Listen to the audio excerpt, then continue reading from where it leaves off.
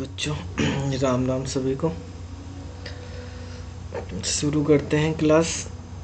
देखो कल हम पढ़ रहे थे बेसिकली उसके बारे में पढ़ा था हमने, डेटा सेट में किस तरह से हम रिग्रेशन वगैरह का इंट्रोडक्शन पढ़ा था, किस तरह से यूज़ करेंगे वो आज समझेंगे। ठीक है, मेनली आज का हमारा टॉपिक रहेगा कि हम लीनियर रिग्रेशन किस तरह से अप्लाई करेंगे। कल हमने जैसे बात करी थी कि सुपरवाइज और अनसुपरवाइज लर्निंग की बात करी थी, ठीक है, उनके टाइप्स पढ़े थे। सुपरवाइज लर्निंग में हमारे पास एक रिग्रेशन टेक्निक होती है, उसमें लीनियर रिग्रेशन कैसे बनाते हैं वो हम यहाँ पे समझेंगे। ठीक है, रिग्रेशन आपको बताया था कि इंडिपेंडेंट और डिपेंडेंट जो है वेरिएबल जो होते हैं, उन वेरिएबल के बीच में रिलेशनशिप डिफाइन करता है। ठीक है, तो लीनियर रिग्रेशन जो है रिग्रेशन का सबसे सिंपल टाइप है उसमें, जिसमें ये हम स्टैटिक्स के कुछ मेथड यूज़ करते हैं। कल आपको एक इक्वेशन भी बताई थी जहाँ पर हम जो है प्रिडिक्शन करते हैं कुछ चीज़ की, जैसे चाहे वो हमारे पास कंटिन्यूस में दी हुई हो या रियल नंबर्स हों या न्यूमेरिक वैल्यूज़ हों, उनके बीच में हम ट्रेनिंग कराते हैं पहले मशीन को और फिर टेस्टिंग करते हैं वहाँ पर। ठीक है, तो आपको जैसे सुपरवाइज में बताया था कि पहले उसी डेटा पे हमें ट्रेनिंग करानी होती है, फिर उसी में से हम पूछते हैं, टेस्ट कराते हैं और चेक करते हैं क्या सही है। तो लीनियर रिग्रेशन जो है लीनियर रिलेशनशिप बताता है, जो हमारे पास वेरिएबल होते हैं डिपेंडेंट और इंडिपेंडेंट वेरिएबल। डिपेंडेंट मतलब हमारे पास वो वेरिएबल जो हमारे पास वो आएगा, मतलब किसी दूसरी वैल्यू पे डिपेंडेंट होगा। जैसे हमने इक्वेशन पढ़ी थी y equal to a x plus b वगैरह इस तरह से। तो नॉर्मली हमारे पास जो x है यानी x की वैल्यू डाल के हम y की वैल्यू निकालते हैं। तो जो हमारे पास x होगा वो इंडिपेंडेंट होगा, ठीक है, y होगा वो हमारे पास डिपेंडेंट हो जाएगा। तो इस तरह से हमारे पास लीनियर रिग्रेशन यूज़ करा जाता है। तो लीनियर जैसे नाम से ही पता चल रहा है कि भाई लीनियर है, तो इसको जब हम ड्रॉ करेंगे तो एक लीनियर लाइन ड्रॉ होती है हमारे पास। तो देखो हम समझ लेते हैं किस तरह से होगा लीनियर रिग्रेशन। सभी को ध्यान से समझना है, ठीक है, क्योंकि बीच में मिस हो गया तो फिर हो जाएगा। प्रैक्टिकल करेंगे हम उसके, तो प्रैक्टिकल के स्टेप्स हमें समझने किस तरह से होंगे। तो पहले हम थोड़ा सा इसके बारे में समझ लेते हैं क्या है कि मशीन लर्निंग में हम लीनियर रिग्रेशन किस तरह से अप्लाई करते हैं। ठीक है, तो दो वेरिएबल होते हैं हमारे पास, एक डिपेंडेंट और एक इंडिपेंडेंट। तो अगर हमारे पास एक ग्राफ हम ड्रॉ करेंगे, ये एक्स एक्सिस है, ये वाई एक्सिस है, तो जो एक्स एक्सिस होगा वहाँ पर हमारे पास इंडिपेंडेंट वेरिएबल होंगे, यानी एक्स की वैल्यू हम पास करेंगे, इंडिपेंडेंट वेरिएबल होगा। और ये जो है ये एक्स की वैल्यू पर डिपेंडेंट होगा, यहाँ पे डिपेंडेंट वेरिएबल होगा। ठीक है, एक्स की वैल्यू निकालेंगे, उसके अकॉर्डिंग हमें वाई की वैल्यू मिलेगी। तो यहाँ पे हमारे पास दो चीज़ें होंगी, एक हम जैसे अपनी CSV फाइल बनाएंगे, उस CSV फाइल में कुछ डेटा सेट रखेंगे हम। डेटा सेट में कुछ डेटा पॉइंट्स होंगे, जिन जिन पे x की वैल्यू के अकॉर्डिंग y की वैल्यू क्या बन रही है वो पॉइंट्स होंगे। मान लिया हमारे पास वो पॉइंट इस तरह से आ रहे हैं, कुछ पॉइंट है, ठीक है, ये सब पॉइंट है हमारे पास जो हमारे यूज हो रहे हैं। इन सब को हम बोलते हैं डेटा पॉइंट्स। ठीक है, ये सब क्या कहलाएंगे हमारे पास, इनको बोलेंगे हम डेटा पॉइंट्स। अब इन डेटा पॉइंट्स के अकॉर्डिंग हमें जो है एल्गोरिथम से एक लाइन ड्रॉ करनी है यहाँ पे, जो इन डेटा पॉइंट से होके जाती है या इनके नियर होती है। ये डेटा पॉइंट उसके नियर होंगे, मिनिमम डिस्टेंस पे आ जाए।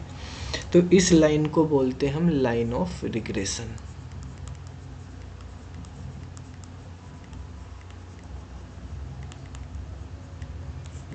लाइन ऑफ रिग्रेशन, ठीक है। इसको जैसे यहाँ पे एक्स और वाई है, ये लाइन जैसे ड्रॉ होगी, तो लाइन को ड्रॉ करने के लिए हमारे पास एक फंक्शन होता है y equal to a0 linear के लिए। एक आपके पास रिग्रेशन का बताया था मेन फंक्शन, ये लीनियर के लिए है, जो हमने लीनियर की बात करी है।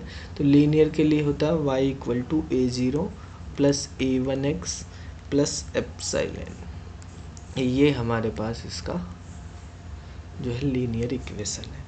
यहाँ पर जो है y हमारे पास डिपेंडेंट वेरिएबल होता है,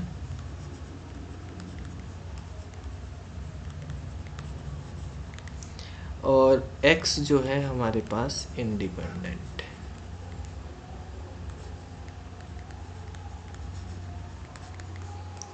वेरिएबल है। और बेटा यहाँ पे जो है हमारे पास a0 है, ठीक है। तो a0 और a1 दो हमारे पास दिए हुए हैं, यहाँ पे कोफिशिएंट है, ठीक है। जो a0 है हमारे पास, ये इंटरसेप्ट होता है जो लाइन को होता है, मतलब डिग्री होती है कितनी डिग्री पे हमारे पास ये चल रहा है। a1 जो है लीनियर रिग्रेशन कोफिशिएंट कहलाता है, ठीक है। a0 को हम बोलते हैं इंटरसेप्ट ऑफ द लाइन, ठीक है। और जो है बेसिकली a1 जो होता है हमारे पास, ये कोफिशिएंट है x का, तो इसको बोलते हैं लीनियर रिग्रेशन कोफिशिएंट, ठीक है। और एप्सिलॉन जो है वो हमारे पास एक रैंडम एरर को रिप्रेजेंट करता है, कि कुछ अगर एरर होगी तो वो इसके द्वारा रिप्रेजेंट कर दी जाएगी। तो इस इक्वेशन से हमारे पास जो है ये लीनियर लाइन जो है हमारे पास, लाइन ऑफ रिग्रेशन, वो ड्रॉ होती है x और y की वैल्यू में। तो मेनली क्या है इसमें हम A1 क्या है? A1 लीनियर रिग्रेशन कोफिशिएंट, ठीक है। ये दोनों ही हमारे पास कोफिशिएंट होंगे, इसको लीनियर रिग्रेशन कोफिशिएंट बोलते हैं, इसको intercept of the line coefficient बोलते हैं, ठीक है। कि लाइन को कहाँ कहाँ पे इंटरसेप्ट कर रहा है वो हम यहाँ पे देखते हैं जो पॉइंट्स होते हैं। तो ये जो है रिग्रेशन वाला जो मेथड है हमारे पास, किसी भी मशीन लर्निंग में ट्रेनिंग करने के लिए या टेस्टिंग करने के लिए जो हमारे डेटा सेट होता है उसको, तो ये स्टैटिक्स में होता है, बेसिकली स्टैटिकल मेथड बोलते हैं इसको, जो हमारे पास एनालिसिस करके प्रिडिक्ट करते हैं हम पहले क्या आउटपुट आ सकता है, उसके अकॉर्डिंग इस पर यूज़ करते हैं। तो लीनियर रिग्रेशन जो है LR, ठीक है। सो ए लीनियर रिलेशनशिप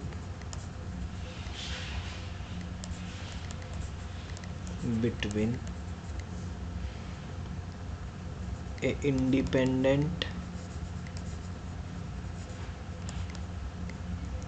ठीक है। इंडिपेंडेंट तो हमारे पास जितने एक से ज़्यादा भी हो सकते हैं, तो पहले हम लिख लेते हैं ए डिपेंडेंट। डिपेंडेंट है हमारे पास y, ठीक है। ए डिपेंडेंट एंड वन और मोर इंडिपेंडेंट वेरिएबल्स, ठीक है। नोट कर लो इसको पहले। चलो तो देखो बेसिकली क्या है यहाँ पर, कि हमें x और y के बीच में रिलेशनशिप देखनी है। अब जो लीनियर रिग्रेशन होता है वो भी दो तरीके से होता है। हमने इसमें देखो यहाँ पे एक सेंटेंस लिखा कि एक डिपेंडेंट वेरिएबल होता है, वन और मोर इंडिपेंडेंट वेरिएबल, लेकिन जो ये फिगर हमने बनाई है इस फिगर में एक ही इंडिपेंडेंट लिया, एक ही डिपेंडेंट लिया। इंडिपेंडेंट एक से ज़्यादा भी हो सकते हैं, तो उसी के बेस पे कि नंबर ऑफ इंडिपेंडेंट वेरिएबल कितने होते हैं, तो लीनियर रिग्रेशन भी दो तरीके का होता है।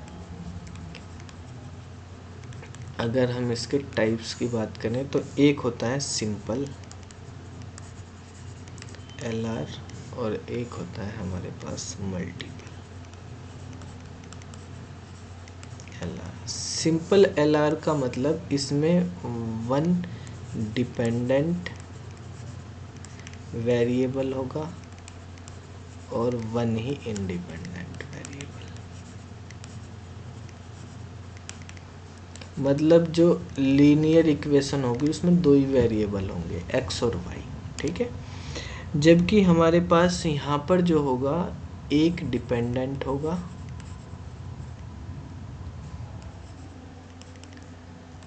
और एक से ज़्यादा जो है इंडिपेंडेंट होंगे, ठीक है।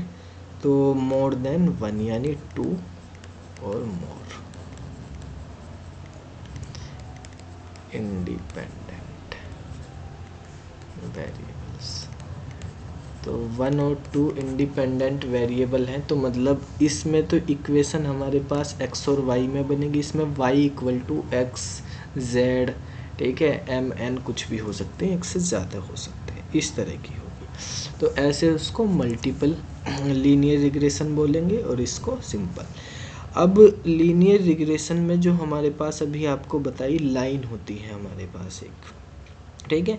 अब उस लाइन को, वो लाइन किस तरह से ड्रॉ होगी उसके अकॉर्डिंग लीनियर रिग्रेशन में कुछ रिलेशनशिप होती हैं। जैसे अभी बताया, रिलेशनशिप डिपेंडेंट और इंडिपेंडेंट के बीच में रिलेशनशिप डिफाइन होती है। तो वो रिलेशनशिप देखो, अगर हमारे पास जैसे ये x है और ये y है, तो अगर हमारे पास x की वैल्यू बढ़ाने पे y की वैल्यू भी बढ़ रही है, मतलब y की वैल्यू भी इंक्रीज हो रही है और x की वैल्यू भी इंक्रीज हो रही है, तो लाइन हमारे पास कुछ इस तरह से चलेगी, ये इस तरह से जाएगी, x की भी बढ़ रही, y की भी बढ़ रही। तो यहाँ पे जो है हमारे पास इंडिपेंडेंट वेरिएबल जो है वो इंक्रीज हो रहा है, ठीक है, और डिपेंडेंट वेरिएबल जो है वो भी इंक्रीज हो रहा है। तो ऐसी लाइन को, ऐसी रिलेशनशिप को हम बोलते हैं, इस लाइन को बोलते हैं पॉजिटिव लाइन ऑफ रिग्रेशन, ठीक है। और इस रिलेशनशिप को बोलेंगे पॉजिटिव लीनियर रिलेशनशिप,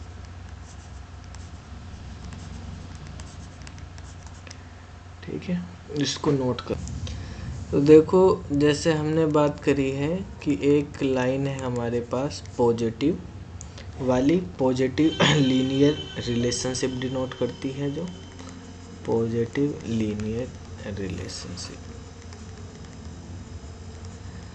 तो इसके अंदर हमारे पास इस तरह की लाइन बन रही है, जो रिग्रेशन लाइन है, इस तरह से जा रही है, ठीक है। ये एक्स एक्सिस है, ये वाई एक्सिस है, इसको हम बोलते हैं पॉजिटिव लाइन ऑफ रिग्रेशन, ठीक है। ये इसमें हमने बात करी थी कि हमारे पास जो इंडिपेंडेंट वेरिएबल है, कौन सा है इसमें इंडिपेंडेंट, एक्स है वाई है, इंडिपेंडेंट वेरिएबल है हमारे पास एक्स, ये इंक्रीज होता रहता है, ठीक है। और जो डिपेंडेंट वेरिएबल है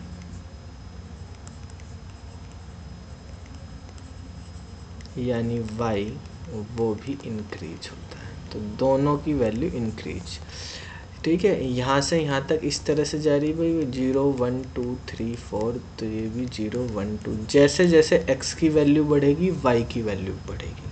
अगर x की वैल्यू बढ़ाएंगे तो y की वैल्यू भी बढ़ेगी, ठीक है। दूसरा हमारे पास होता है नेगेटिव लीनियर रिलेशनशिप। एक्स और वाई के बीच में रिलेशनशिप डिनोट कर रहे हैं हम ये रिग्रेशन के थ्रू।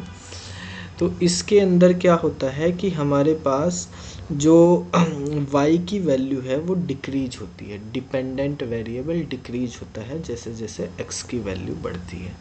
यानी इंडिपेंडेंट वेरिएबल की वैल्यू अगर हम बढ़ा देंगे, इंडिपेंडेंट वेरिएबल है हमारे पास एक्स, अगर इसकी वैल्यू इंक्रीज होगी, ठीक है, तो डिपेंडेंट वेरिएबल की वैल्यू क्या होगी, डिक्रीज होगी,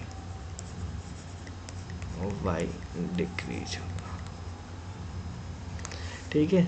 तो जो हमारे पास ग्राफ बनेगा वो किस तरह से आएगा, अगर ये x है और ये y है, तो जब x की वैल्यू कम होगी तो y की ज़्यादा होगी, जैसे जैसे x की बढ़ती रहेगी y की कम होती चली जाएगी, तो इस तरह से आएगा। ठीक है, तो ये होती है नेगेटिव लाइन ऑफ रिग्रेशन। ठीक है, इसको नेगेटिव लाइन ऑफ रिग्रेशन बोलते हैं, नोट कर लो इसको। देखो, जो अभी आपको बताया था A1 और A2 के बारे में, जब हमारे पास ये वाली लाइन हमारे पास बनती है पॉजिटिव वाली, ये लाइन तब बनती है अगर हम लिखते हैं कि y equal to A0 plus A1x।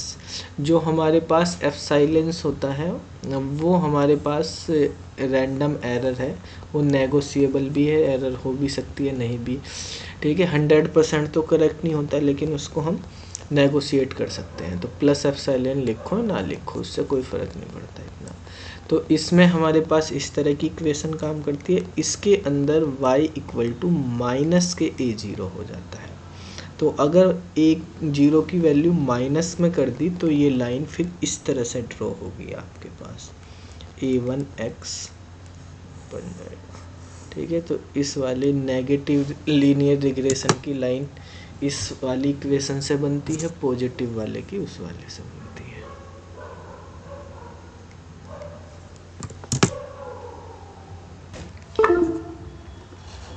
कल हमने डेटा सेट के बारे में पढ़े थे। ठीक है, कि डेटा सेट में हम किस तरह से ILOC LOC वगैरह यूज़ करते हैं, उसके बारे में हमने पढ़ा था। ठीक है, तो जब भी, क्योंकि वो तो हमारे पास स्टार्टिंग के स्टेप होते हैं, आज हम प्रैक्टिकल करेंगे ये पूरा कि किस तरह से हमारा लीनियर रिग्रेशन काम करता है, मतलब हम आउटपुट कैसे प्रिडिक्ट कर सकते हैं। जैसे कल आपको एक एग्जांपल बताया था कि इतने रुपए खर्च किए हमने मार्केटिंग पे तो इतनी सेल हुई, इतने किए तो इतनी सेल हुई, तो हमें फिर बताना होता है कि इतने करेंगे तो कितनी सेल होगी।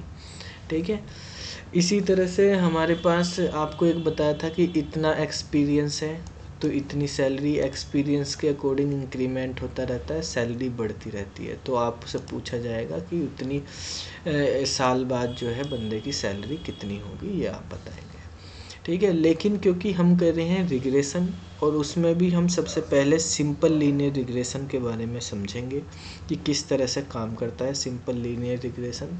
तो हम क्या करेंगे, हम सारी वैल्यू दे देंगे। कल आपको रिग्रेशन बताया था कि हमने इनपुट में स्क्वायर भी दिया था, रेक्टेंगल भी दिया था, ठीक है, वो भी दिया था, हेक्सागोन पेंटागोन भी दिया था, और उनका आउटपुट भी दिया था, नाम भी दिया था। ठीक है, फिर हमने टेस्टिंग करके उसको बताया था कि भाई 2-3 की शेप बता दे कि इनके नाम ये हैं, फिर उससे उन्हीं में से ही पूछ लिया था। तो जो सिंपल लीनियर रिग्रेशन है, ये हमारे पास ये काम करेगा कि हम सारा डेटा दे देंगे उसको, और उसी में से पूछेंगे कुछ पे ट्रेनिंग देके कि बताओ भाई इसका आउटपुट क्या होगा, ये होगी तो क्या होगा। तो उस तरह से हम करेंगे यहाँ पे। ठीक है, तो पहले मशीन को ट्रेन करेंगे, हम कैसे करेंगे और फिर उसके अकॉर्डिंग। तो पहला स्टेप तो हमारे पास यही होता है कि हम पहले डेटा सेट को कलेक्ट करें, गैदर करें। ठीक है, तो जो हमारे पास डेटा सेट होगा उसको गैदरिंग करना, बनाना हमें, और फिर उसको फिल्टर करना जितने पे हमें काम करना है। तो ये हमने यहाँ पे आइडियल ओपन कर लिया है, और एक डेटा सेट बना लेते हैं पहले, जिस पे हम काम करेंगे सिंपल लीनियर रिग्रेशन का। तो हमारे पास सी ड्राइव में यूजर्स के अंदर, और यूजर्स का नाम है SP शर्मा, उसके अंदर हमारे पास मिलेगा ऐप डेटा में लोकल में प्रोग्राम्स में पाइथन होगा। यहाँ पर हमारे पास डेटा सेट होंगे, तो हम इनमें से हमने उस दिन बनाए थे, तो एक डेटा सेट उठा लेते हैं, इसको एडिट कर लेते हैं। ठीक है, ये हमारे पास डेटा सेट था। अब इस डेटा सेट पे हम कुछ एडिटिंग कर लेते हैं। जैसे हमने यहाँ पर डेटा लिख दिया 1 2 3 4 इस तरह से। मान लिया हम समझने के लिए, जिससे हमें जो आउटपुट आ रहा वो पता भी रहे। लेने को तो हम ऑनलाइन भी ले सकते हैं डेटा, उसमें हज़ारों लाइनों का डेटा होगा डाउनलोड कर लें, लेकिन हमें पता ही नहीं चलेगा क्यों आ रहा आउटपुट। तो हम छोटा सा डेटा लेंगे जिससे हमें पता भी चले ये आया तो इसमें से क्या आया, कैसे आया। मान लिया जिसको 1 साल का एक्सपीरियंस, उसको 10,000 सैलरी मिल रही है, ठीक है। और फिर जो है 2-2 हज़ार सैलरी का इंक्रीमेंट होगा, 12,000, ठीक है, 14,000। सिंपल सा ही ले लिया हमने, जिससे तो अगर इसमें अगर हम एक सीक्वेंस में लेंगे तो हमारे पास सारे डेटा पॉइंट लाइन पे ही बनेंगे, ठीक है, लीनियर रिग्रेशन पे। अगर ये अलग अलग होंगे तो लाइन से अलग चले जाएंगे, ठीक है। अब सारे लाइन पे ही आएंगे। तो हमने एक ये डेटा बना लिया। पहले इस डेटा को हम रीड करेंगे, तो एक फ़ाइल बना लेते हैं, उसमें हमें इंपोर्ट करना है pandas spd, हम इंपोर्ट कर लेंगे। और एक डेटा सेट मतलब ds, डेटा सेट को शॉर्ट में हमने ds लिख दिया, pd.read csv को रीड करा। csv का नाम है हमारा abc.csv, ठीक है। और इसको हमने प्रिंट करा लिया ds को। इसको सेव कर लेते हैं।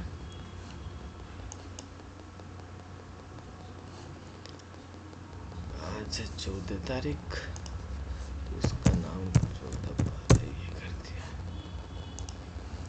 ठीक है जी। इसको रन करा लो। तो जो हमने डेटा सेट बनाया है वो अभी हमारे पास यहाँ पे प्रिंट हो जाएगा।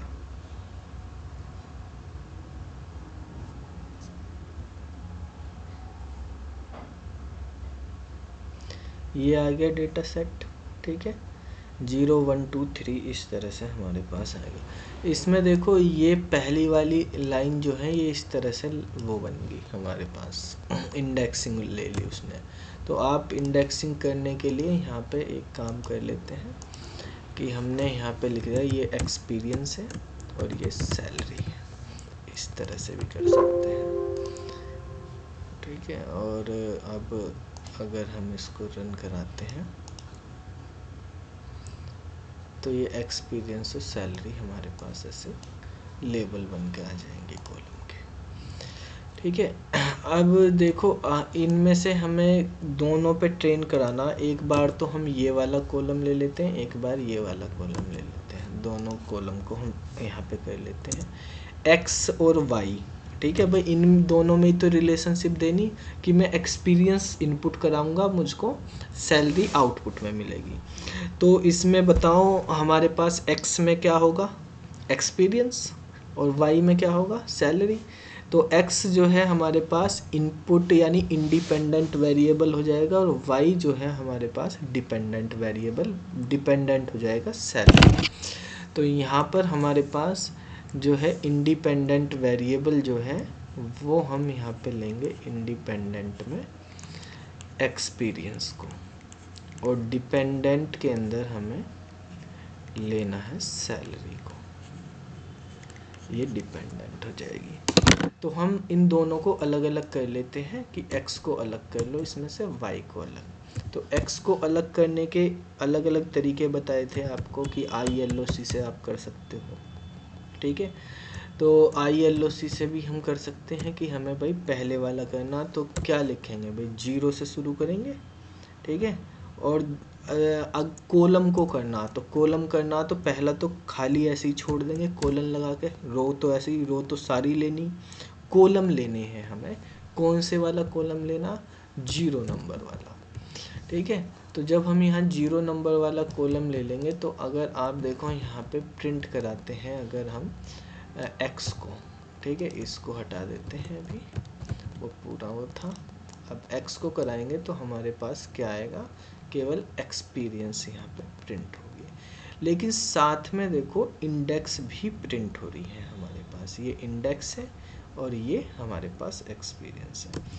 अगर यहाँ पर इसी तरह से मैं प्रिंट करा देता हूँ, वाई को ले लेता हूँ, वाई में हमने यहाँ पे कर दिया 1, ठीक है। इसमें क्या हो जाएगा, हमारे पास सैलरी हो जाएंगी, ठीक है। तो यहाँ पे हमारे पास सैलरी प्रिंट हो गई। तो इस तरह से हमने इनको अलग अलग फिल्टर कर लिया है, ठीक है। तो एक पे हमने क्या कर दिया, सैलरी ले ली, एक्स में हमने एक्सपीरियंस ले लिया, वाई में हमने सैलरी डाल दी। इनके नाम हमने इस तरह से डिफाइन कर दिए कि भाई ये एक्स है और ये वाई है, ठीक है। अब हमें क्या करना, इसमें से जो हमारे पास ये टोटल जो है 10 साल का हमने डेटा रखा है, ये 10 साल का डेटा है। 10 साल के डेटा पे हम कुछ डेटा पे ट्रेनिंग करवाएंगे और फिर उसके बाद बाकी डेटा पे टेस्टिंग कराएंगे, ठीक है। तो ट्रेनिंग और टेस्टिंग कैसे होती है और हमें किस डेटा पे ट्रेनिंग करानी, किस पे टेस्टिंग करानी। ऐसा नहीं है कि मैं ट्रेनिंग मान लिया शुरू के 5 पे मैंने ट्रेनिंग करा ली और 5 पे टेस्टिंग करा ली, ठीक है। उसमें इसके बारे में मशीन को बता दिया ऐसे ऐसे, इसके बारे में बता दे वो कैसे आएगा क्या आएगा। मान लिया मैंने ये सब कर दिया और उससे पूछ लिया बताओ भाई 8 साल के पे क्या है, तो वो बता देगा वहाँ से, ठीक है। लेकिन ऐसा कोई ज़रूरी नहीं कि हमारे पास ट्रेनिंग हम कंटिन्यूअसली कराएं। हम किसी भी 5 पे करा सकते हैं, पहले को उठा लिया, 5वें को उठा लिया, 8वें को उठा लिया, 10वें को उठा लिया, 6ठे को उठा लिया, ऐसे कहीं से भी रैंडमली उठा सकते हैं, ठीक है। रैंडमली टेस्टिंग कर सकते हैं, रैंडमली ट्रेनिंग करा सकते हैं। तो ये रैंडमली कैसे करेगा, कौन कौन से, यानी इस डेटा को हमें 2 पार्ट में डिवाइड करना है, एक टेस्टिंग के लिए और एक ट्रेनिंग के लिए, ठीक है। टेस्टिंग और ट्रेनिंग, पहले ट्रेनिंग होगी फिर टेस्टिंग होगी, ठीक है। पहले ट्रेनिंग ही होगी, बाद में उसके बाद मशीन से क्वेश्चन पूछे जाएंगे, टेस्टिंग होगा। तो हम डेटा को 2 सेट में कैसे डिवाइड करें, अब हमारे पास क्वेश्चन ये है, ठीक है। जो हमारे पास डेटा है उसको 2 पार्ट में कैसे डिवाइड करें, और ट्रेनिंग और टेस्टिंग पर्पज़ के लिए हमें 2 पार्ट में करना, और दोनों पार्ट में रैंडमली डेटा आ जाना चाहिए। और ये होना चाहिए जो ट्रेनिंग में आया वो टेस्टिंग में नहीं लेना हमें, ट्रेनिंग का अलग टेस्टिंग का अलग।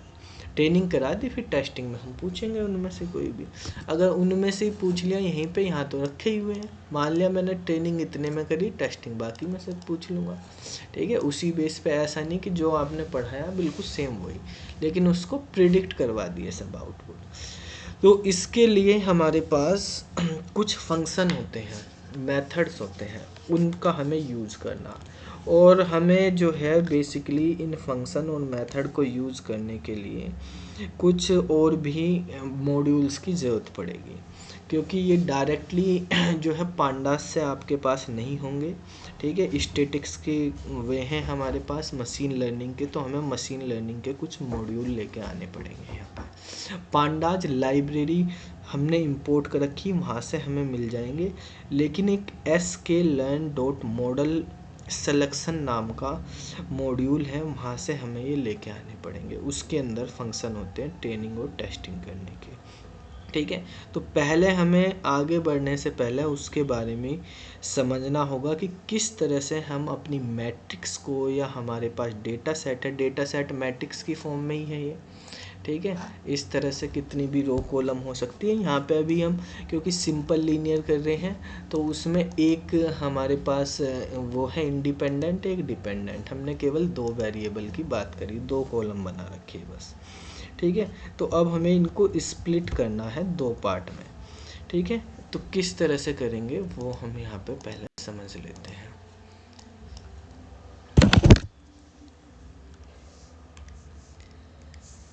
Split matrix,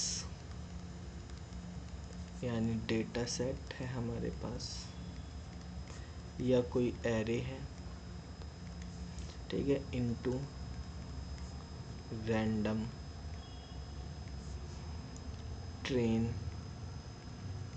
and test subset, ठीक है भाई। तो इसके लिए हम यूज करते हैं sklearn, ठीक है। sklearn जैसे वहाँ पे पांडाज है, sklearn के अंदर एक सब मॉड्यूल होता है हमारे पास, मॉडल सब पैकेज है हमारे पास, इसके अंदर सिलेक्शन नाम का, ठीक है, ये मशीन लर्निंग के लिए हम यूज़ करते हैं। इसके अंदर हमारे पास जो है मॉडल सिलेक्शन होता है, इस मॉडल सिलेक्शन से ही हमें यूज़ करना पड़ेगा।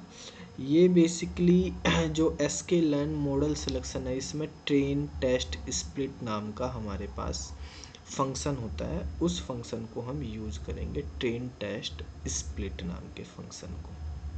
ठीक है, इसके ये हमारे पास पैकेज है, ये उसका सब पैकेज है। उसके अंदर जो है हमारे पास एक फंक्शन है ट्रेन, या मेथड बोल सकते हैं, ट्रेन टेस्ट स्प्लिट। ट्रेन मतलब ट्रेनिंग के लिए, टेस्ट मतलब टेस्टिंग के लिए, और स्प्लिट मतलब दो पार्ट में डिवाइड करना रैंडमली। ठीक है, तो इसका हमें यूज करना। तो देखो, आपको या तो आप इंपोर्ट कर लो इसको, ठीक है, इंपोर्ट जैसे हम पांडाज को किया, इसको भी हम इंपोर्ट कर लेंगे। अगर आपको किसी भी मॉड्यूल से या पैकेज से कोई पर्टिकुलर चीज़ ही करनी, केवल एक चीज़ की ही ज़रूरत है, जैसे हमने यहाँ पे लिखा पांडाज एज पीडी, तो इसका मतलब पीडी से फिर हम किसी भी फंक्शन को कॉल करा सकते हैं। यहाँ पे पीडी डॉट लिख के करना पड़ता है हमें, ठीक है, पीडी डॉट लिखेंगे, उसके बाद हम कॉल कराते हैं। एक इंपोर्ट करने का दूसरा तरीका भी होता है हमारे पास पाइथन में, फ्रॉम के थ्रू। अगर फ्रॉम के थ्रू इंपोर्ट करते हैं किसी पर्टिकुलर फंक्शन को, तो आपको बार बार ये पीडी नहीं लिखना पड़ेगा। जैसे अगर मैं यहाँ पे लिख दूँ कि from pandas import read CSV, ठीक है, तो रीड CSV डायरेक्ट लिख लो, फिर आपको फिर pd डॉट रीड CSV नहीं लिखना पड़े, बार बार वो नहीं। ठीक है, मतलब आप किसी पैकेज को या रीड CSV भी नहीं करते, इंपोर्ट स्टार कर देते हैं, तो उसके फंक्शन को डायरेक्टली लिख सकते हैं। ठीक है, तो अगर आपको डायरेक्टली लिखना कि इतना बड़ा हमें बार बार ना लिखना पड़े, ठीक है, तो हम इस तरह से भी इसको इंपोर्ट कर सकते हैं कि फ्रॉम लिखेंगे आप sklearn, ठीक है, डॉट मॉडल सिलेक्शन, ठीक है, और इंपोर्ट। अगर यहाँ पे स्टार लगा दिया तो स्टार का मतलब इस पैकेज के, इस मॉड्यूल के अंदर जितने भी मेथड हैं वो सारे कॉल कर सकते हो आप। और अगर आपको कोई स्पेसिफिक ही करना है तो आप उस फंक्शन का नाम लिख दें। हमारे पास ये ट्रेन टेस्ट वाला करना है, हमें ट्रेन टेस्ट स्प्लिट, ये फंक्शन हम लिख देंगे। ठीक है, तो ये हमें यहाँ पे यूज़ करना पड़ेगा। समझ में बात आई कि हमें क्या करना। देखो, ये वाली लाइन जो है इसको भी हम ऐसे लिख सकते हैं कि फ्रॉम पांडाज, ठीक है, और इंपोर्ट रीड CSV, ठीक है, ऐसे लिख दो। तो फिर आपको ये पीडी की कोई ज़रूरत नहीं, डायरेक्ट रीड CSV यूज़ कर लो आप। ठीक है, तो जब हम फ्रॉम से करते हैं तो फ्रॉम से आपको बार बार जो है ये पांडाज डॉट या पीडी डॉट ये लिखने की ज़रूरत नहीं होती है। ठीक है, आपकी मर्जी, आप यहाँ पे भी इंपोर्ट लिख के इसको एज SK लिख के SK डॉट ट्रेन टेस्ट करके भी कर सकते हो। ठीक है, अब हमें इस मेथड के बारे में समझना कि ये मेथड काम कैसे करता है, इस मेथड का काम क्या है। ठीक है, या इस मेथड के पैरामीटर क्या होंगे, हमें क्या क्या पास करना होगा। तो जो ये मेथड है ट्रेन टेस्ट स्प्लिट, इस मेथड के अंदर कुछ पैरामीटर होते हैं। सबसे पहला तो हमारे पास एरे या मैट्रिक्स होगा। ठीक है, ये स्टार का मतलब यही है कि ये मैंडेटरी है आपको लिखना, और इसमें आप एरे लिखो, मैट्रिक्स लिखो, या कोई भी डेटा सेट हमारे पास जो बना हुआ है, सब सेट बना हुआ है, वो आप लिख सकते हो। ठीक है, वो हमें यहाँ पे देना होता है। ठीक है, और यहाँ पे अगर आप एक से ज़्यादा ट्रेनिंग का, टेस्टिंग का अलग अलग दे रहे तो कोमा लगा के आप दे सकते हो। मतलब या आप x और y दोनों पास करना चाह रहे तो वो भी x, y लिख के आप यहाँ पे पास कर सकते हो। ठीक है, तो कोमा यहाँ पे दूसरी चीज़ हमें यहाँ पे देनी होगी कि टेस्टिंग का साइज कितना, कि टेस्टिंग में हम कितना डेटा लेंगे, टेस्ट साइज। बाय डिफ़ॉल्ट ये नन होता है, ठीक है। और फिर ट्रेन साइज, ये भी बाय डिफ़ॉल्ट नन होता है, ठीक है। मतलब ये बाय डिफ़ॉल्ट का मतलब है आप इनको लिखो ना लिखो, नहीं लिखोगे तो ये बाय डिफ़ॉल्ट ले लेगा। नन का मतलब है 1/4, यानी जितना पूरा डेटा है उसका 1/4। नन का मतलब ये नहीं कि कुछ भी नहीं, नन का मतलब यहाँ पे 1/4 होता है, 0.25, ठीक है। इसके बाद है हमारे पास नेक्स्ट पैरामीटर होता है रैंडम स्टेट, ये भी नन होता है बाय डिफ़ॉल्ट। एक होता है सफल, ये बाय डिफ़ॉल्ट ट्रू होता है। और एक होता है स्ट्रेटिफाई,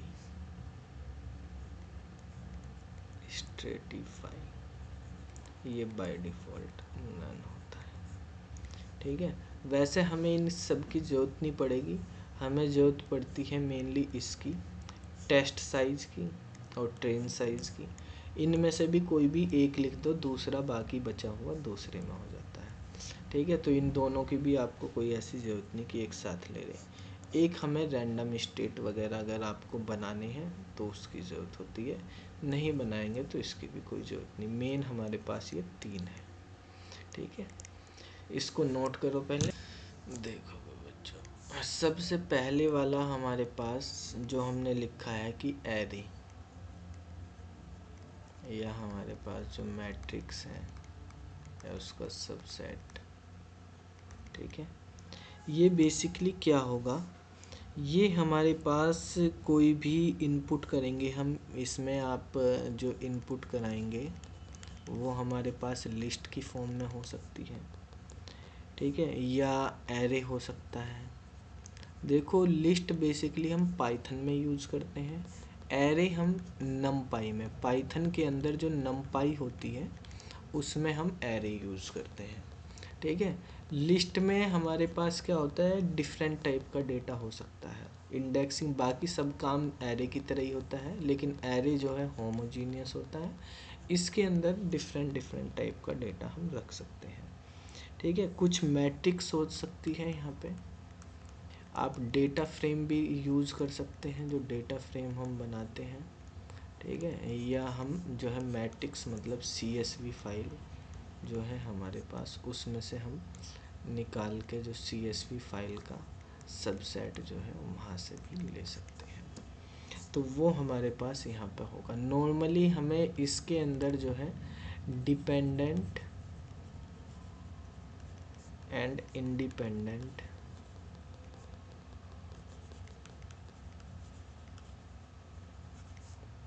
वेरिएबल्स देने होते हैं, ठीक है। जैसे अभी हम क्वेश्चन कर रहे थे, उस क्वेश्चन के अकॉर्डिंग अगर हम बात करें तो जब हम यहाँ पे ट्रेनिंग करेंगे तो ट्रेनिंग में हम हमारे पास जो है एरे की वैल्यू यहाँ पे x, y हम कर देंगे, ठीक है। मतलब ट्रेनिंग टेस्टिंग दोनों के लिए इसमें एरे की वैल्यू x, y डाल देंगे, तो हमारे पास x और y दोनों वो पूरी मैट्रिक्स बन जाएगी जो हमने निकाले। ये इससे ये होगा कि मान लिया हमारे पास CSV फाइल में या मैट्रिक्स में बहुत सारा डेटा है, लेकिन हमें जिन पे काम करना, हमें एक इंडिपेंडेंट चाहिए, ठीक है, और एक डिपेंडेंट चाहिए, बस हमने वो दे दिए क्या क्या होंगे, ठीक है। अगली वाली चीज़ हमने बात करी थी कि ट्रेन करने के लिए अरे सर यहाँ पे 2D होंगी, फिर 2 वेरिएबल होंगे तो x और y। नहीं बेटा 2D, एक्स और वाई हो गया ना, दो हो गए, एक एक्स रह गया एक वाई, दोनों के लिए अलग अलग हम देंगे, ठीक है। तो वन दोनों के लिए डायमेंशन, अलग अलग एरे। हाँ मतलब एक एक्स वाला एरे हमारे पास अलग बन गया होगा जो हमने अभी बनाया था क्वेश्चन में, ठीक हाँ है। जी, हाँ जी, ठीक है और सर। एक वाई वाला हमने बनाया था, ये अलग अलग बनाया था ना, ये भी एक लाइन आ गई थी, ये भी एक लाइन आ गई थी, तो दोनों हम पास कर देंगे, डिपेंडेंट और इंडिपेंडेंट वेरिएबल। दूसरी चीज़ थी हमारे पास कि हमें टेस्ट साइज देना है, ठीक है। टेस्ट साइज हमारे पास इंटीजर में भी हो सकता है, हमारे पास ये फ्लोट में भी हो सकता है, और बाय डिफ़ॉल्ट अगर नहीं देते तो इसकी वैल्यू हमारे पास नन होती है। ठीक है, तो नन का मतलब होता है बाय डिफ़ॉल्ट, नन का मतलब है 0.25। 0.25 मतलब अगर हमारे पास 10 रोज़ हैं डेटा की, ठीक है, 10 डेटा है तो उसमें से 1/4 यानी 2.5 हो गया। ठीक है, तो 2.5 मतलब 3 के अकॉर्डिंग वो ले लेगा। ठीक है, अगर हमारे पास 12 हैं तो 4 ले लेगा। तो यानी यहाँ पे अगर हम 12 लेंगे तो 12 रो हैं हमारे पास। ठीक है, डेटा रोज हैं हमारे पास, तो यहाँ पर जो है वो कितनी ले लेगा, इसमें से 4 रोज ले तीन लेगा। 3 लेगा ना सर 1/4 में। 1/4 में 3 होगी तो 3 आ गया। ठीक है, इस तरह से ले लेगा। बाकी आपकी मर्जी, आप कितना देना चाहें। ठीक है, इसकी वैल्यू जो है बेसिकली जो इंट या फ्लोट में हम वैल्यू लिखेंगे, ये बिटवीन 0 to 1 हमें लिखनी है। 0 to 1 के बीच में लिखेंगे तो 0.0 फ्लोट में आपको लिखनी होती है। 1.0 क्योंकि पॉइंट में आते हैं तो ऐसे ही लिख लो, क्योंकि फ्लोट की बात कर ली तो ऐसे हम डिफाइन करते हैं इनको। ठीक है, तो यहाँ पर क्या होता है, अगर हमने नहीं डिफाइन की, टेस्ट साइज हमने नहीं डिफाइन किया, तो बाय डिफ़ॉल्ट जो हमने ट्रेन साइज लिया उसके अकॉर्डिंग ले लेगा, बाकी बचे हुए इसमें आ जाएंगे। इसी तरह से ट्रेन साइज होता है हमारे पास, ये इस ट्रेन साइज ऐसे ही लिख देते हैं जैसे वहाँ पर ट्रेन साइज, ये टेस्ट साइज था, ऐसे ट्रेन साइज। ट्रेन साइज भी इसी तरह से होता है, इंट, फ्लोट और डिफ़ॉल्ट ये भी हमारे पास नन होगा। ठीक है, यानी 0.25 ही रहेगा और इसकी वैल्यू भी बिटवीन 0.0 to 1.0 होगी। लेकिन एक चीज़ ध्यान रखना, डिफ़ॉल्ट नन तभी होंगे जब दोनों के दोनों ही नन होंगे, दोनों ही नहीं आपने मेंशन किए, तो तब दोनों 0.25 के अकॉर्डिंग काम करेंगे मतलब। ठीक है, तभी एक डिफ़ॉल्ट करेगा, एक हमारे पास उस तरह से करेगा। लेकिन अगर आपने कोई मेंशन किया तो दूसरे वाला जो है उसके अकॉर्डिंग ही वर्क करेगा। ठीक है, तो नहीं तो एक दूसरे के करस्पॉन्डिंग वर्क करते हैं ये। मान लिया एक में 0.25 आ गया तो दूसरे में 0.75 आ जाएगा। ठीक है, एक में 0.33 लिखा तो एक में 0.67 आ जाएगा। तो इस तरह से हमारे पास ये होते हैं। ये CSV फाइल, इसमें 100 रो का डेटा बना हुआ मान लिया।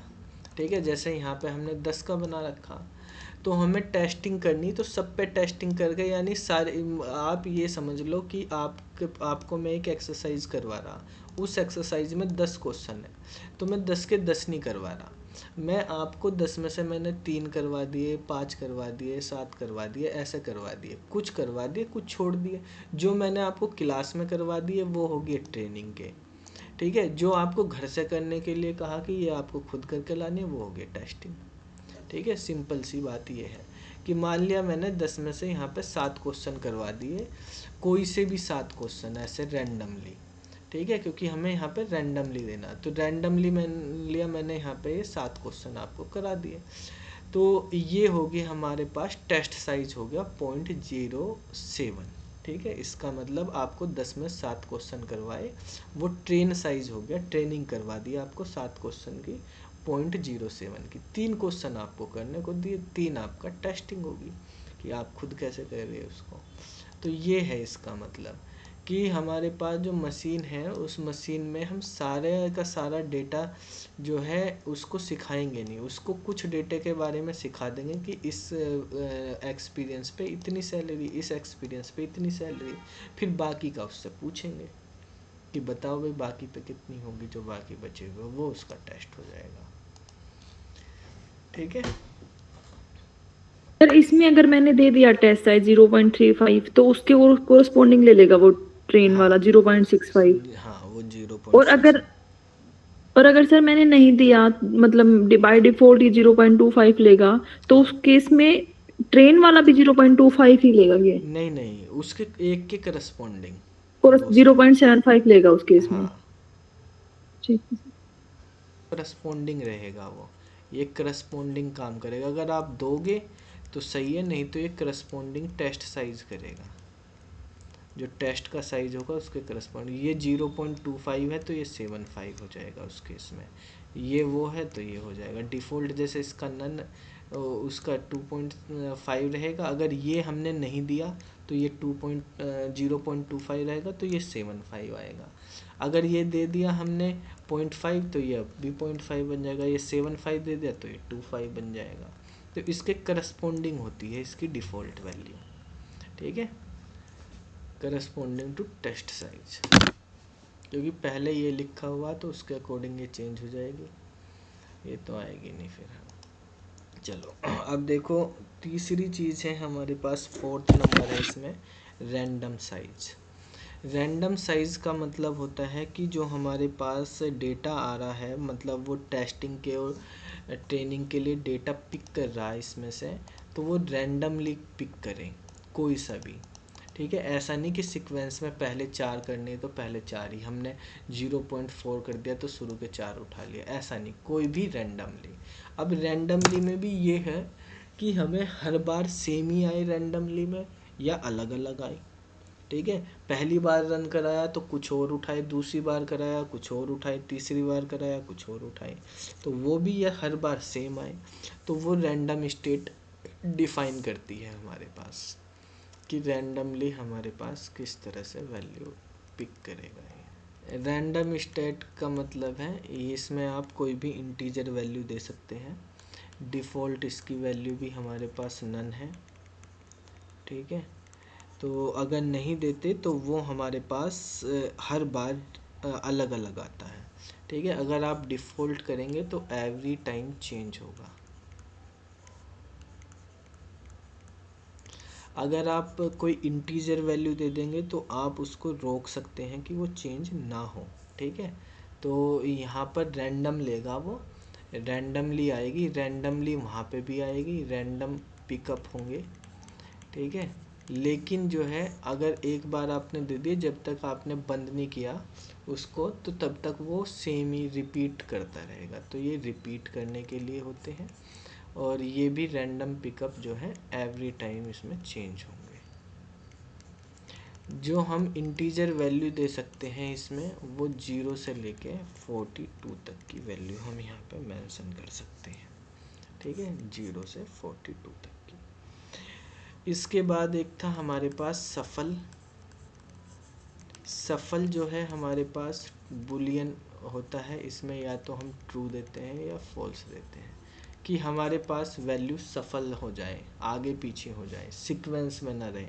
कि हम क्वेश्चन सोल्व कर रहे तो ऐसा नहीं रैंडमली तो हमने कर लिया कि पहला ले लिया, पांचवा ले लिया, नौवा ले लिया, ठीक है। तो ये जो है, लेकिन हमने रैंडमली लिए, लेकिन सीक्वेंस से लिए। अगर हम सफल कर देंगे तो ऐसा भी हो सकता है पहले नौवा आए, फिर पहला आए, फिर पांचवा आए, ठीक है। तो इस तरह से चेंज हो सकते हैं हमारे पास सफल करने पर, ठीक है। और इसके बाद हमारे पास था एक स्ट्रेटिफाई। स्ट्रेटिफाई का मतलब होता है एक हमारे पास किसी चीज़ को परत बाई परत लगाना, एक सीक्वेंस में लगाना किसी चीज़ को। तो स्ट्रेटिफाई जो है ये बाय डिफ़ॉल्ट ये भी नन होता है, इसकी डिफ़ॉल्ट वैल्यू नन होती है, ठीक है। तो ये जो है बेसिकली, जब भी हमारे पास अगर सफल जो है हमारे पास फॉल्स होगा तो स्ट्रेटिफाई नन होना ज़रूरी है। अगर आप सफल नहीं करोगे तो हमारे पास स्ट्रेटिफाई भी नहीं हमें करने की ज़रूरत नहीं, वो नन ही रखेंगे। अगर सफल होगा तभी होगा, अगर हमारे पास ये फॉल्स है तो ये नन होगा ज़रूरी। अगर ये ट्रू है तभी हम इसकी वैल्यू चेंज करेंगे, ठीक है। तभी ये चेंज हो सकता है कि स्ट्रेटिफाई को हम कर रहे हैं ट्रू, नहीं तो नहीं, किस उसमें सीक्वेंस में लेना तभी करना। तो ये तो हमें नॉर्मली इतनी कोई ज़रूरत नहीं है इन चीज़ों की, ठीक है। तो पहले इसको नोट कर लो, फिर हम समझेंगे किस तरह से ये चीज़ काम करती है। सर एक बार ये सफल वाला बताना दोबारा। सफल का मतलब है कि किसी भी सीक्वेंस में, कोई सीक्वेंस नहीं है उसमें, कहीं से भी वैल्यू उठा लेगा। देखो अगर आपका सफल फॉल्स है तो सीक्वेंस में पहले पहली वैल्यू रैंडमली, मान लिया मुझे 3 वैल्यू पिक करनी, तो 3 शुरू से शुरू करेगा, पहली पकड़ ली, 5वीं पकड़ ली, 9वीं पकड़ ली, ठीक है, या तीसरी पकड़ ली, 7वीं पकड़ ली, 10वीं पकड़ ली, ठीक है। जब हम सफल कर देंगे तो सफल में ऐसे भी हो सकता है पहले 7वीं पकड़ी, फिर पहली पकड़ी, फिर 10वीं पकड़ी, ये इसका मतलब होता है सफल, ठीक है। तो अगर मान लिया सफल हमारे पास अगर ट्रू है तो ट्रू के केस में क्या होगा, वो सफल हो जाएगा। ऐसे भी आ सकता है 9th value, 3rd value, 6th value. अगर ये फॉल्स है तो ये 9 6 3 में भी ऐसे आएगा, 3 6 9 बनेगा, ठीक है। चलो भाई बच्चों, अब देखो समझते हैं। यहाँ पे पहले हम एक सिंपल सा डेटा लेते हैं, उस पे हमें इस पे वर्क करके समझना है, ठीक है। किस तरह से हमारे पास डेटा को स्प्लिट करेंगे यहाँ पे, ठीक है। एक नई फाइल ले लेता हूँ मैं, उसमें इंपोर्ट करेंगे हम एक numpy एज np ले लिया। तो देखो numpy एज np में क्या होता है, यहाँ पे मान लिया हमने एक x लिया, x इक्वल टू numpy से हम डायरेक्टली डेटा बना सकते हैं, ना तो हमें डेटा फ्रेम की ज़रूरत, ना हमें लिस्ट वगैरह कुछ बनाने की ज़रूरत नहीं। यहाँ पे एक फंक्शन होता है, मेथड है इसका numpy का अरेंज, ठीक है। अरेंज में डबल आर नहीं है, सिंगल ए रेंज पढ़ सकते हो आप इसको नॉर्मली, ठीक है। मान लिया हमने 10 का डेटा बनाया तो ये 0 से 9 तक का डेटा बना देगा, यहीं से ख़त्म हो जाएगा। अब आप प्रिंट कराओगे ना जब यहाँ पे x को, तो इसने 0 से 9 तक की वैल्यू क्रिएट कर दी, जनरेट कर दी, ठीक है। 14 12 1। तो ये बड़ा सिंपल, अगर आपको एरे बनाना है, इनको बोलते हैं बेसिकली numpy के एरे। तो numpy के एरे ऐसे ही डायरेक्टली जनरेट हो जाते हैं, हमें ज़्यादा ना लिखने की ज़रूरत, कितने भी नंबर ऐसे ही जनरेट करा सकते हैं। अब मान लिया हमारे पास दो, क्योंकि हमें स्प्लिट करना तो दो चीज़ हमें लेनी है, ठीक है। पहले तो इसको ही करते हैं। ये देखो हमारे पास एक एरे की फॉर्म है, इसको हम जो है मैट्रिक्स की फॉर्म में भी कन्वर्ट कर सकते हैं एरे को। मैट्रिक्स की करने के लिए एक रीशेप नाम का फंक्शन होता है, तो इसको रीशेप कर दो। रीशेप में कितने कॉलम कितनी रो बनानी, मान लिया 5 रो 2 कॉलम, रो पहले कॉलम बाद में, तो यही डेटा अब हमारे पास मैट्रिक्स की फॉर्म में लिखा आ जाएगा, ऐसे 2 डायमेंशन मैट्रिक्स बन गई, ठीक है। 2 रो, 5 रो 2 कॉलम बन गए, ठीक है। ये तो हमारे पास बन गया है हमारा, मतलब एक x की वैल्यू। एक हम y की वैल्यू ले लेते हैं। एक जैसे ये अरेंज नाम का है, ऐसे ही एक फंक्शन होता है रेंज नाम का, ठीक है। ये रेंज फंक्शन ये भी सेम वही काम करता है जो numpy का, ये लिस्ट बनाता है, वो एरे बनाता है। तो इस वाले फंक्शन के साथ जो हमारे पास अरेंज है, इसके साथ हम numpy के बहुत सारे फंक्शन यूज कर सकते हैं। इसके साथ नॉर्मली है हमारे पास, ये numpy से नहीं है, ये हमने सिंपल बनाया। इसको भी अगर आप प्रिंट कराओगे y को, तो ये हमारे पास 0 से 4 तक प्रिंट कर देगा। तो रेंज और अरेंज, इन दोनों में क्या डिफरेंस है, देखो यहाँ पे आप जब देख रहे हैं तो इसने जो है ऐसे ही लिख के दे दिया, इसमें हमें लिस्ट में करके रखना पड़ता है कि भाई एक लिस्ट बनाओ और उस लिस्ट के साथ हम ये लगाएं, या हम लूप वगैरह में बनाते हैं तब उसके अकॉर्डिंग, तब ऐसे नंबर इसने जनरेट करे हैं, ठीक है। आप इस वाई रेंज को यहाँ पे भी कर सकते हो, जैसे इसके साथ ही यहाँ पे कोमा लगा के यहीं लिख दिया, क्योंकि पाइथन में ऐसी चीज़ है कि आप a comma b equal to 5 comma 10 लिख लो।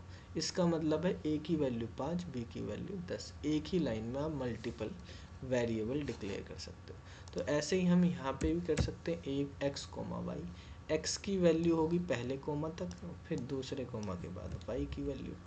तो इससे हमें क्या फ़ायदा होगा कि हमारे पास जो डेटा है यहाँ पे ऐसे बन के आ जाएगा। तो ये हमारे पास अलग अलग तरीके हैं कि किस तरह से हम डेटा को क्रिएट कर सकते हैं यहाँ पे, ठीक है। तो इसमें भी अगर हमें लिस्ट बनानी तो लिस्ट का यूज़ करेंगे, वैसे बनानी तो नॉर्मली यूज़ करेंगे। समझ में आ गई चीज़ें। तो एक लाइन में भी हम कर सकते हैं, यहाँ पे आप लिस्ट ले लो और लिस्ट के साथ हम बना सकते हैं। तो एक तो अरेंज से बनाने में डायरेक्ट बन जाता है डेटा, लिस्ट इसमें रेंज से करोगे तो हमें बनाना पड़ेगा लिस्ट की हेल्प से।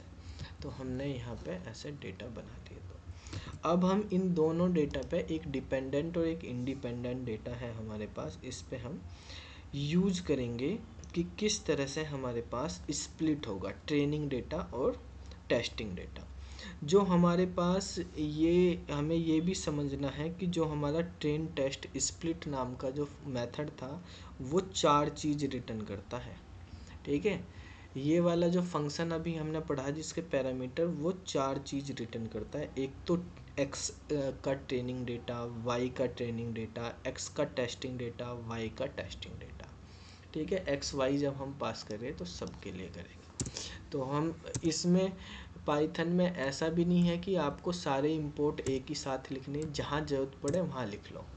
ठीक है, अगर मान लिया अब हमें वो करनी, टेस्टिंग करनी और ट्रेनिंग करनी, स्प्लिट करना, तो आप यहाँ पे ही लिख लो चाहे कि फ्रॉम sklearn, ठीक है, डॉट मॉडल और माइनस अंडरस्कोर सिलेक्शन, ठीक है। हमें कौन सा मेथड इंपोर्ट करना है इसमें, ट्रेन टेस्ट, ठीक है, स्प्लिट।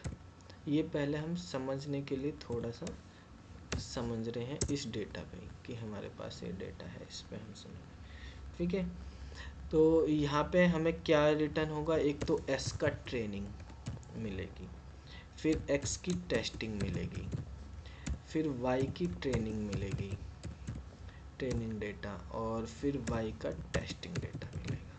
ठीक है, ये 4 चीज़ रिटर्न करेगा ये फंक्शन। कौन सा फंक्शन, ट्रेन टेस्ट स्प्लिट।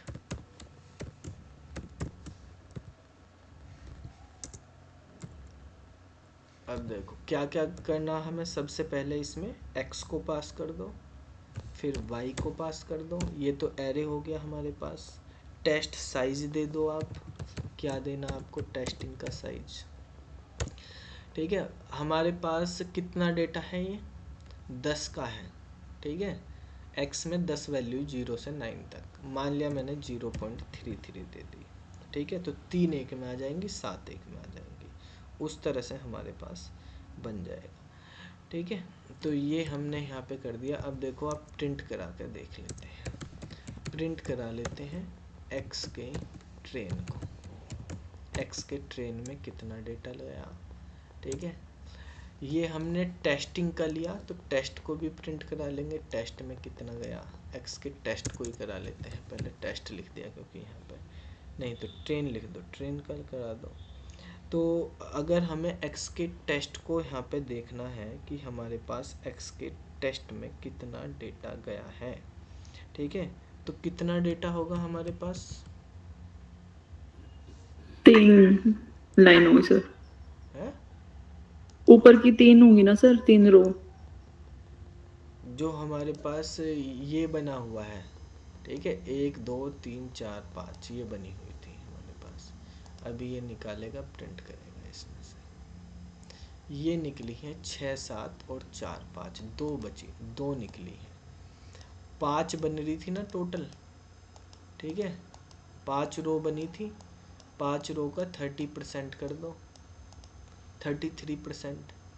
ठीक है, तो कितना आ गया, 2 आ गया, 5 का 33% करेंगे तो 2 आ गया। अगर पॉइंट है तो लोअर बाउंड में लेना है। ठीक है, इस तरह से यहाँ पे कर दिया। ये हम उसके टेस्ट में भी देख लेते हैं, y के टेस्ट में। y में भी हमारे पास 0 से 5 तक है, तो y के टेस्ट में हमारे पास कौन कौन सी रैंडमली इसने वैल्यू उठा ली है।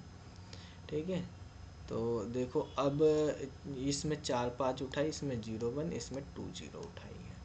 ठीक है, इनमें से y वाला इनमें से उठाएगा, x वाला इनमें से उठाएगा।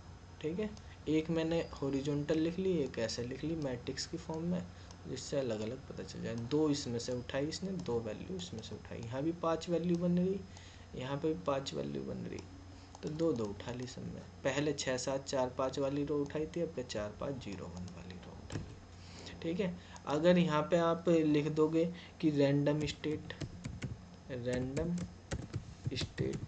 इक्वल टू, मान लिया आपने 0 ही कर दिया या कुछ और कर दिया, तो अब हम जब यहाँ पे रन कराएंगे तो देखो अभी हमारे पास इसने वैल्यू उठाई 450120, ठीक है।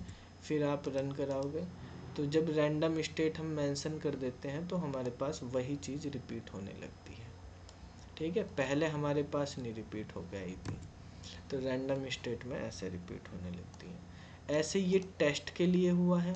अगर हम यहाँ पे देखें भाई बाकी डेटा किस में पहुँच जाएगा, ट्रेनिंग में पहुँच जाएगा, तो प्रिंट करें अगर हम x के ट्रेन को, ठीक है, और y के ट्रेन को, प्रिंट y का ट्रेन, तो बाकी जो बचा है वो ट्रेनिंग में पहुँच जाएगा। तो इसने बता दिया कि टेस्टिंग इतने पे होगी, ट्रेनिंग इस पे होगी, टेस्टिंग ये है, ट्रेनिंग का ये है। समझ में आ गई बात है कि किस तरह से हमारे पास ये कह रहा। अगर हम सफल को फॉल्स कर देते हैं तो सफल को फॉल्स कर देंगे तो सीक्वेंस में आएंगे। अगर यहाँ पे हमने लिख दिया shuffle equal to false, F capital है, फॉल्स, तो अब हमारे पास ऐसा नहीं है कि देखो अब जब ये पहले 0 1 2 3 4 5 सीक्वेंस है ना, 6 7 8 9, ये भी सीक्वेंस है, 0 1 2 इसमें चले गए, 3 4 यहाँ पे चले गए, तो सीक्वेंस बन जाता है सफल फॉल्स करने पे, ठीक है। ये हमारे पास होता है स्प्लिट करना डेटा को। तो अब हमारे पास जो मेन हमारा प्रोग्राम था उस पे आ जाते हैं, इस वाले पे।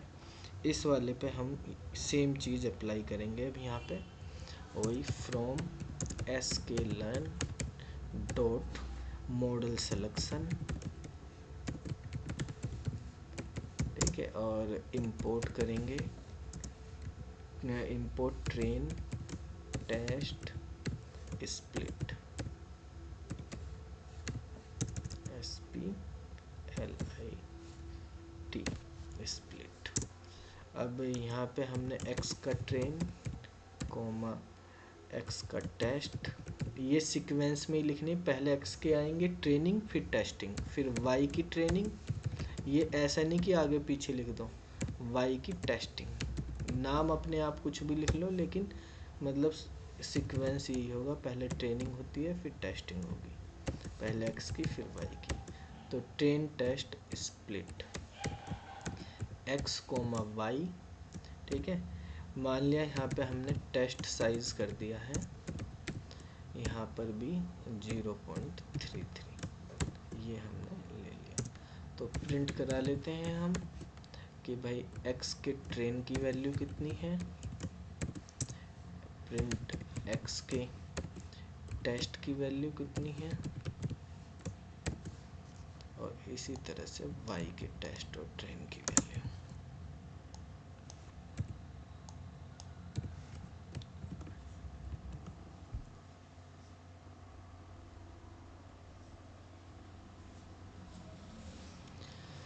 तो देखो भाई यहाँ पर ये इसने निकाल के दिया है, ये हमारे पास पूरा डेटा था जो हमने ऊपर प्रिंट करा रखा, फिर इसमें से इसने ये x के टेस्ट में प्रिंट करा लिया 2 2 4 2 6 वैल्यू, और ये 4 वैल्यू इसमें आ गई। टोटल हमारे पास जो वैल्यू थी देखो, 1 यहाँ है, 2 यहाँ है, 3 4 5 6 7 8 यहाँ आ गई, 9 यहाँ है, 10 यहाँ है, ठीक है। तो इस तरह से हमारे पास यहाँ पे 6 वैल्यू 4 वैल्यू यहाँ पे हो गई, ठीक है। और इसमें भी ऐसी 6 वैल्यू 4 वैल्यू, आप देखेंगे उसके करस्पॉन्डिंग ही वैल्यू आएगी। 3 नंबर पे 14,000 लिख रहा होगा, 3 नंबर पे 14,000 लिख रहा, तो इसमें भी पहले पे 14,000 ही आया 3 के लिए, ठीक है। तो जो जिस सीक्वेंस में हो उसी सीक्वेंस में आएगा। 8 नंबर पे 26,000 लिखा, ये दूसरे नंबर पे क्या लिखा है 9 नंबर पे 26,000 होगा, तो आप यहाँ पे देखेंगे 9 नंबर पे 26,000 ही है, ठीक है। तो उसी सीक्वेंस में आएंगे, जो ट्रेनिंग का इनपुट था वही ट्रेनिंग का आउटपुट है, यानी जो ट्रेनिंग में हमारे पास x की वैल्यू उसी के करस्पॉन्डिंग y की वैल्यू, ऐसे ही जो टेस्टिंग में है वही टेस्टिंग में y की वैल्यू x के करस्पॉन्डिंग की वैल्यू आएगी यहाँ पे, ठीक है। अब ये तो हो गया हमारे पास स्प्लिट करना। अब हमें इसे लीनियर रिग्रेशन की जो हमारी इक्वेशन है उसमें हमें इसको सेट करना है डेटा को, ठीक है। लीनियर रिग्रेशन जो है उसके अंदर हमें इसको सेट करना, उसके लिए लीनियर रिग्रेशन नाम का एक फंक्शन होता है, ठीक है, जो एसके लर्न में ही होता है। उसके अंदर एक लीनियर मॉडल नाम का मॉड्यूल होता है, उसमें होगा वो। वहाँ पे हम ट्रेनिंग डेटा को पहले भेजेंगे, जो ट्रेनिंग वाला डेटा उस पर वो ट्रेनिंग करेगा, फिर टेस्टिंग वाले डेटा को भेजेंगे, वहाँ से वो प्रिडिक्ट करेगा डेटा को, और उसके बाद हम ग्राफ बनाएंगे, ठीक है। तो ग्राफ में हमारे पास वो शो हो जाएगा। अब शुरू करते हैं। नेक्स्ट हमारे पास है कि हमें लीनियर रिग्रेशन परफॉर्म करना है। तो सर इसमें जो ये एक्स ट्रेन और एक्स टेस्ट लिखा हुआ सर, इसको तो आगे पीछे कर सकते हैं ना? कौन से वाले को बेटा? एक्स ट्रेन एक्स टेस्ट, ये प्रिंट हाँ जी। वाले? हाँ हाँ, जो नहीं सर ऊपर नहीं सिंटेक्स नहीं, में। इनको नहीं कर सकते, ये इसी सीक्वेंस में। जो ये इसका रिटर्न टाइप है, पहली वैल्यू एक्स के जो हमारे पास पहले वाला रहेगा उसकी ट्रेनिंग का, फिर उसके टेस्टिंग का, फिर दूसरे वाले की ट्रेनिंग, दूसरे वाले की टेस्टिंग। और सर अंदर ब्रैकेट के अंदर पहले टेस्ट साइज आएगा, बाद में ट्रेन आएगा। हाँ, उसी के अकॉर्डिंग जो हमारे पास सीक्वेंस है, तो सीक्वेंस के अकॉर्डिंग पहले टेस्ट का साइज होगा, फिर ट्रेन का साइज होगा, ठीक है सर। ठीक है। और जो टेस्ट का साइज होता है वही बाय डिफ़ॉल्ट 0.25 होगा, ट्रेन का जो साइज होगा उसके करस्पॉन्डिंग होगा। अब देखो हमारे पास यहाँ पे हमने फ्रॉम किया, एस के लर्न के अंदर ही हमारे पास लीनियर रिग्रेशन करेंगे हम। तो एक लीनियर मॉडल बनेगा इसके लिए, लीनियर मॉडल नाम का मॉड्यूल होगा, उसमें हम इंपोर्ट करेंगे लीनियर रिग्रेशन, लीनियर रिग्रेशन, ठीक है। अब क्या करना, हमने कोई भी मान लिया आर ई जी ले लिया रिग्रेशन में, लीनियर रिग्रेशन को हम कॉल करा लेते हैं, लीनियर रिग्रेशन, ये फंक्शन ले लिया। इस फंक्शन को आर ई जी से हमने डिनोट कर दिया। आर ई जी में एक फिट नाम का मेथड होता है जिसमें हमने दोनों की ट्रेनिंग डाल दी। तो इससे क्या होगा, ट्रेनिंग हो जाएगी हमारे पास मशीन की, जो ट्रेन वाले डेटा था हमारे पास इस पे वो ट्रेन हो जाएगा कि एक्स की, ये जो है लीनियर रिग्रेशन क्या काम करता है आपको बताया ही था, थ्योरी पढ़ाई थी। तो हमने इनपुट करा दिया ट्रेनिंग के लिए, ये मशीन की ट्रेनिंग होगी कि एक्स की वैल्यू दे दी, इनपुट भी दे दिया, आउटपुट भी दे दिया। अब हमने x की और y की ट्रेनिंग वाली वैल्यू पास कर दी है मॉडल को, ठीक है, और हम उससे टेस्टिंग वाली वैल्यू पूछेंगे, ठीक है, कि क्या होंगी। तो ये हमारे पास सेव हो गया। अब हमें क्या करना है, प्रिडिक्शन करना, ट्रेनिंग के अकॉर्डिंग टेस्टिंग हमने लेनी। जैसे अब हम x की वैल्यू और y की वैल्यू, वो x की ट्रेनिंग और टेस्टिंग की वैल्यू पहले प्रिडिक्ट कर लेंगे कोई भी, ठीक है, टेस्ट और ट्रेनिंग के रिजल्ट को प्रिडिक्ट करके, और फिर उसका एक चार्ट बनाएंगे हम, ठीक है। तो यहाँ पर हमारे पास बेसिकली क्या होगा, हम एक वो बनाएंगे। देखो आपको जो चार्ट बताए थे उसमें जो दो डॉट बनी होती हैं वो तो स्कैटर चार्ट होते हैं, और जो लाइन होती है वो लाइन चार्ट से बनती है। चार्ट बनाने के लिए मैट प्लॉट लिब का यूज होता है, वहाँ से हमारे पास अलग अलग तरह के line chart, bar chart, pie chart, histogram, scatter, ये सब तरह के चार्ट होते हैं, ठीक है।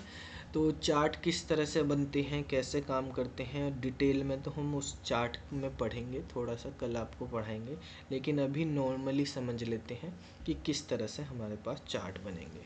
तो उसके लिए हमें यहाँ पे इंपोर्ट करना पड़ेगा, इंपोर्ट मैट प्लॉट लिब डॉट पाई प्लॉट, ठीक है। इसका एक नाम लिख लेते हैं एज PLT लिख लिया जैसे, ठीक है। अब हमें जैसे डॉटेड वाले चार्ट बनाने, तो PLT डॉट स्कैटर से बनेंगे वे डॉट, और उसमें हमने ट्रेनिंग का डेटा डाल दिया। तो X ट्रेन और Y ट्रेन का डेटा हम इसमें पास कर देते हैं, ठीक है। तो ये डेटा हम पास कर देंगे स्कैटर चार्ट से, और PLT डॉट शो कर देंगे। तो इससे ये शो हो जाएगा। इसको सेव कर दिया, नो मॉड्यूल 5 हाफ, सही है।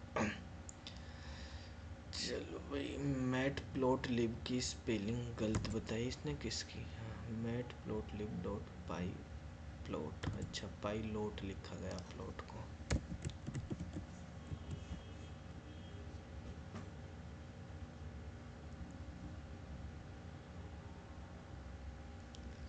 देखो भाई ये डॉटेड हमारे पास बन गए हैं, इनको समझ लेते हैं क्या है। अभी पहले ट्रेनिंग वाला डेटा है हमारे पास, तो ट्रेनिंग वाला डेटा हमारे पास एक तो 3 नंबर पे है, x की वैल्यू 3 है, y की वैल्यू हमारे पास उसके अकॉर्डिंग 14,000 होगी।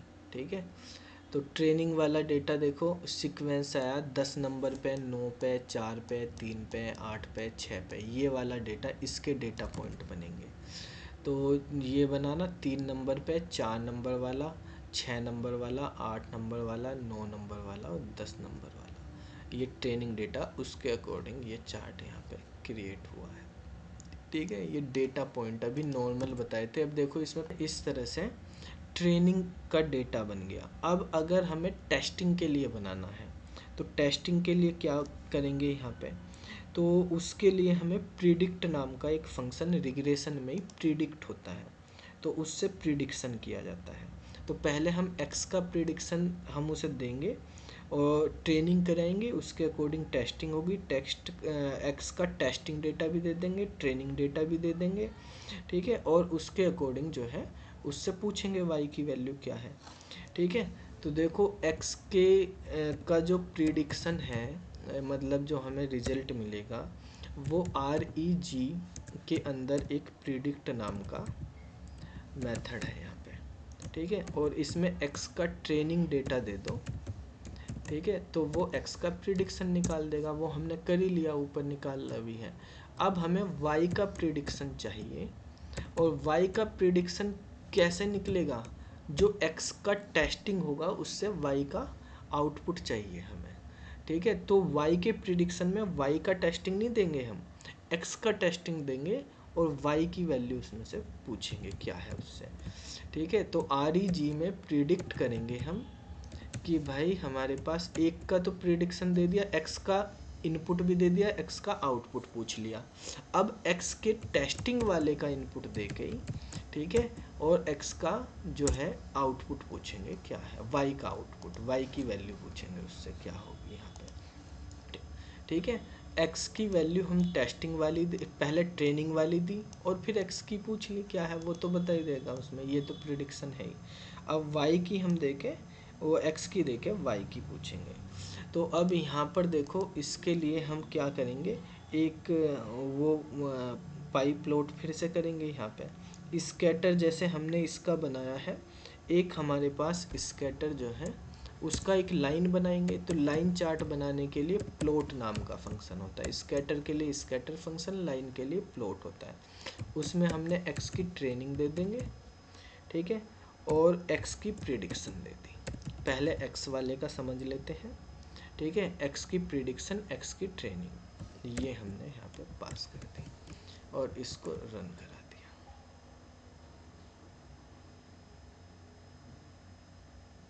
तो देखो लाइन बिल्कुल आपको बताया था, क्योंकि हमने सीरीज में लिखा, तो लाइन बिल्कुल एक लाइन में जाएगी इन्हीं डेटा पॉइंट से। ठीक है, और अगर आप यहाँ पे x की ट्रेनिंग के साथ आपको निकालना है प्रिडिक्शन y का, तो आप y का भी दे सकते हैं।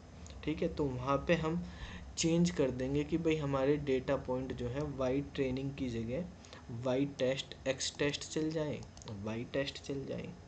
ठीक है, तो ट्रेनिंग के हमारे पास चेंज हो जाएंगे, उसमें x का प्रिडिक्शन है, y का प्रिडिक्शन हो जाएगा। तो वही है, जैसे ये ट्रेनिंग के लिए निकाले, टेस्टिंग के लिए आप कर लो, यहाँ पे टेस्ट कर लो। तो टेस्ट के लिए हमारे पास चार्ट बन जाएगा।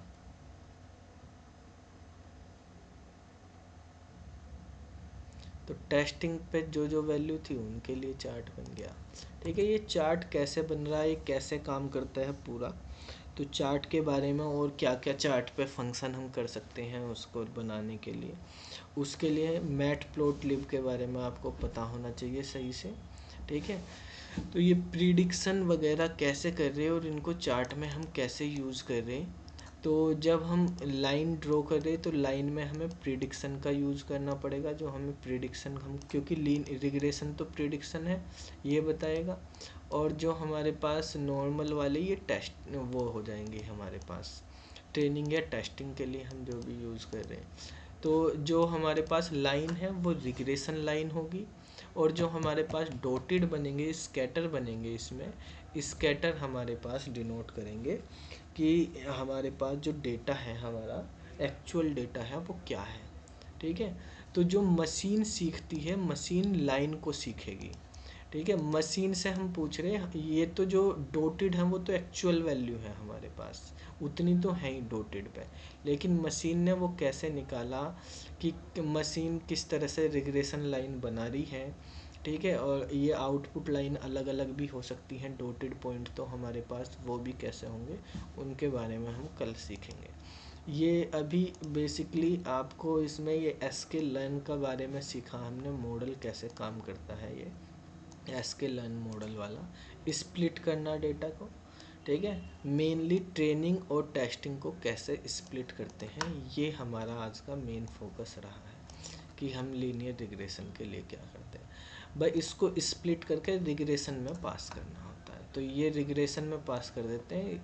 पाइथन इसीलिए सबसे ज़्यादा यूज होती है इन चीज़ों में, पाइथन लैंग्वेज और आर लैंग्वेज की, इनके अंदर ये सब चीज़ें पहले से ही स्टैटिक्स के मॉड्यूल वगैरह सब बने हुए हैं, तो आपको बस यूज करने, आपको पता होना चाहिए कि कौन से हैं। तो आपको कैलकुलेशन नहीं करनी बैठ के कि इक्वेशन a0 + a1x में आप वैल्यू रखते रहो और पता करते रहो क्या हो रही किस तरह से, वो खुद कर देता है। ठीक है, तो कैलकुलेशन का काम इसका है, बस आपको उसको डेटा को मॉडल में सेट करना होता है समझ में। ठीक है भाई, इसको आप प्रैक्टिस कर लेना, बना के देखना, अलग अलग डेटा सेट बनाना, उन पे करना किस किस तरह से काम होते हैं, ऐसे ही एक्सेल में फाइल बना के CSV, और प्रैक्टिस करना। बाकी फिर हम कल पढ़ेंगे।